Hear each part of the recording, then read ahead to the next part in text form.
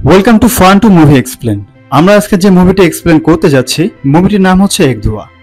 এক দোয়া মুভিটি অনেক ছোট্ট এবং একটি সাধারণ গল্পের উপরে নির্মিত সিনেমা। এই মুভিটির গল্পে সমাজের এমন একটি অন্ধকার দিক তুলে ধরা হয়েছে যা হয়তো সবসময় আপনার আমার চোখের আড়ালে থেকে যায়। প্রত্যেকটি ছেলে এবং মেয়ের এই মুভিটি দেখা উচিত।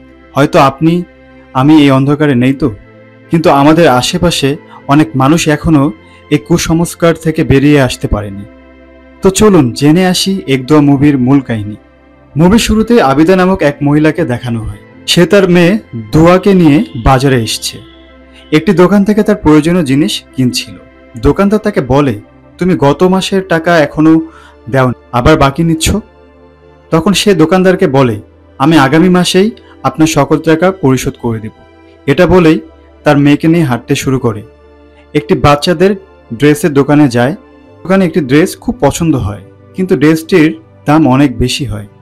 সে আর সেটি তখন কিনতে পারে না। তখন আবিদা তার মেয়ের কানে কানে কি যেন একটা বলছিল, আর তখন দোকানদার আবিদার দিকে এমন দৃষ্টিতে তাকাচ্ছিল, মনে হচ্ছিল সে কোনো এক ভূত দেখ। অতঃপর তারা বাড়ি ফিরে আসে। তাকে দেখে তার শাশুড়ি খুব চিল্লাচিল্লি শুরু করে, কারণ আবিদা অনেক দেরি করে বাজার থেকে এসেছিল।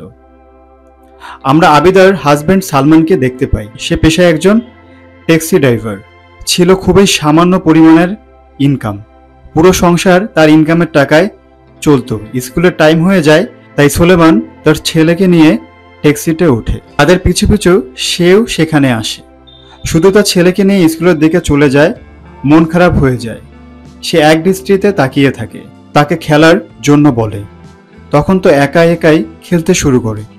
সে খুব মন দিয়ে তার মেয়ের খেলা দেখছিল। অন্যদিকে সুলাইমানকে দেখানো হয়। সে তার ট্যাক্সি নিয়ে রাস্তায় রাস্তায় ঘুরছিল। কেউ তার ট্যাক্সিতে উঠছিল না। মানুষ এখনো এই পুরোনো ট্যাক্সিওয়ালায় চায় না। তার এখন অনেক বয়স হয়ে গেছে, যার ফলে সুলাইমানের ইনকামও কমে গিয়েছিল। সো ভিউয়ার্স, আমাদের এক দোয়া মুভি এক্সপ্লেনের প্রথম পর্বটি কেমন লাগলো অবশ্যই কমেন্ট করে জানাবেন। আর আগামী দ্বিতীয় পর্ব দেখার জন্য অবশ্যই আমাদের চ্যানেলটি সাবস্ক্রাইব করে সঙ্গেই থাকবেন। ধন্যবাদ।